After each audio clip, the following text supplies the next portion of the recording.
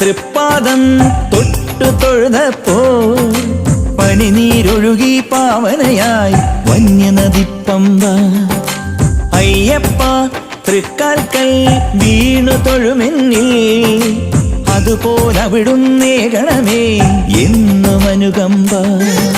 നോവേറുന്നോരെൻ മനം ചാരി വന്നാൽ മാറ്റുമോ ശാന്തി സൂര്യോദ്യാനമായി ശാശ്വതം.